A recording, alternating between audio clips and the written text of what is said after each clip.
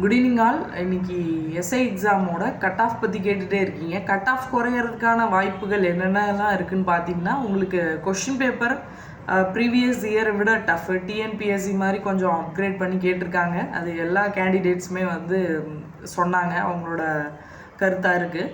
அது மட்டும் இல்லாமல் உங்களுக்கு வேக்கன்சியோட வேக்கன்சி பார்த்திங்கன்னா, உங்களுக்கு லாஸ்ட் டைம் 2023 எஸ்ஐஸ் போஸ்டிங் எடுக்கும்போது 444 போஸ்டிங்ஸ் வந்து எடுத்தாங்க. அதுக்கு முன்னாடி 2021 எடுக்கும்போது 969 போஸ்டிங்ஸ் வந்து எடுத்தாங்க. அதுக்கு முன்னாடி 2016 எடுக்கும்போது 1078 போஸ்டிங் எடுத்தாங்க. இந்த தடவை பார்த்திங்கன்னா உங்களுக்கு 1299 ஆல்மோஸ்ட் 1300 எஸ்ஐ போஸ்டிங் வந்து எடுக்கிறாங்க. இதில் வேக்கன்சியோட கவுண்ட் வந்து கொஞ்சம் அதிகம். அது இல்லாமல் பார்த்திங்கன்னா உங்களுக்கு கேண்டிடேட்ஸோட அட்டண்டன்ஸ் பார்த்திங்கன்னா 70% தான் வந்து அப்பியர் ஆகிருக்காங்க. 30% கேண்டிடேட்ஸ் வந்து அப்பியர் ஆகலை. அப்போ அந்த 30% கேண்டிடேட்ஸோட போஸ்டிங்ஸும் வந்து ஆட் ஆகிறதுக்கான வாய்ப்பு இருக்குது. அது இல்லாமல் ரிசர்வேஷன் அண்ட் கேட்டகிரி பார்த்திங்கன்னா, ரிசர்வேஷனை பொறுத்த வரைக்கும் உங்களுக்கு தமிழ் மீடியம் நீங்கள் ஃபஸ்ட் ஸ்டாண்டர்ட் to டிகிரி வரைக்கும் நீங்கள் தமிழ் மீடியமில் படிச்சிருந்தீங்கன்னா உங்களுக்கு மேஜர் ரோல் வந்து அது மேஜர் ரோலாக இருக்கும். அதே நீங்கள் பிசி எக்ஸாமுக்கு அப்ளை பண்ணிங்கன்னா 1 to 10 வரைக்கும் நீங்கள் தமிழ் மீடியம் படிச்சிருந்தீங்கன்னா அது போதுமானதாக இருக்கும்.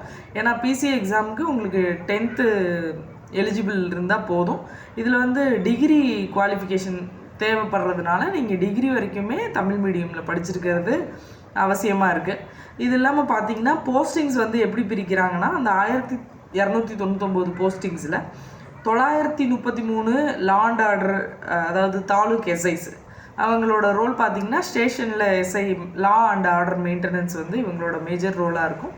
அண்ட் 366 ஏஆர்எஸ்ஐ ஆர்ம்டு ரிசர்வ்டு எஸ்ஐனா இவங்க வந்து ஒவ்வொரு ஹெட் குவார்ட்டர்லேயும் ஆர்ம்டு ரிசர்வ் இருக்கும். சிட்டி அண்ட் டிஸ்ட்ரிக்டில் ஹெட் குவார்ட்டர்ஸில் இவங்களோட ஒர்க் வந்து மேஜராக இருக்கும்.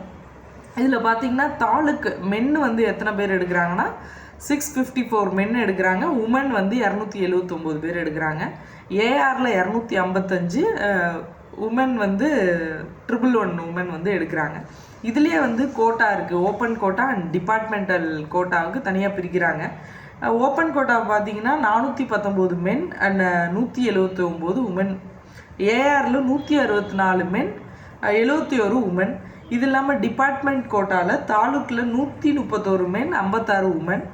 ஏஆரை பொறுத்த வரைக்கும் 51 மென் டிபார்ட்மெண்டல் கேண்டிடேட்டில் 51 மென் 22 உமன் வந்து ஏஆருக்கு வந்து போஸ்டிங்ஸ் வந்து அலாட் பண்ணியிருக்காங்க. இதில் ஸ்போர்ட்ஸ் கோட்டா பார்த்திங்கன்னா 36 மென் தாலுக்கு 15 உமன் தாலுக்கு 14 மென் ஏஆர் ஸ்போர்ட்ஸ் கோட்டாவில் 6 உமன் வந்து ஏஆர் வந்து அலாட் பண்ணியிருக்காங்க.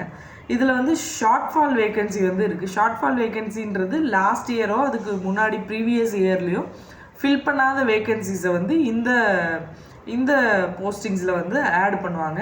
இது பார்த்திங்கன்னா எஸ்சி மென்னு 7 postings and women 3 posting short fall vacancy இருக்குது. எஸ்டி மென் 30 அண்ட் உமன் வந்து 13 இருக்குது.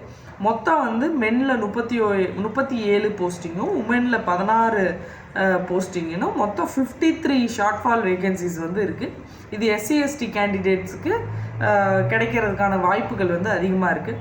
நீங்கள் வந்து இன்னும் டெய்லி வந்து கமெண்டில் கட் ஆஃப் எவ்வளோ வரும்னு கேட்டுகிட்டே இருக்கீங்க. என்ன தான் ப்ரிடிக்ட் பண்ணாலும் நமக்கு மோரார்லெஸ் வர்றதுக்கான வாய்ப்புகள் இருக்குது. இவ்வளோ தான் வரும்னு அக்யூரஸியாக நம்மளால் சொல்ல முடியாது. நீங்கள் எக்ஸாம் எழுதி முடிச்சிட்டிங்க, இதுக்கப்புறம் நீங்கள் பின்னோக்கி போய் எதையும் மாற்ற முடியாது, அதிகமான மார்க் ஸ்கோர் பண்ண முடியாது, எதுவும் பண்ண முடியாது. நீங்கள் பொறுமையாக நெக்ஸ்ட் எக்ஸாமுக்கு படிங்க. அது ரிசல்ட் வரும்போது வரட்டும். நீங்கள் அதையே வந்து எவ்வளோ வரும்னு தேடிக்கிட்டே இருந்தாலும் உங்களுக்கு சரியான தீர்வோ முடிவோ கிடைக்குமான்னு சொல்ல முடியாது. அதனால் நீங்கள் அடுத்த எக்ஸாமுக்கு படிங்க. கடைசி வரைக்கும் கட் ஆஃப் பற்றி சொல்லலைன்னு சொல்லாதீங்க. ஏன்னா மோரார்லெஸ் எது வேணாலும் வரலாம். நீங்கள் முன்னோக்கி போகிறது மட்டும் பாருங்கள். All the best. தேங்க்யூ.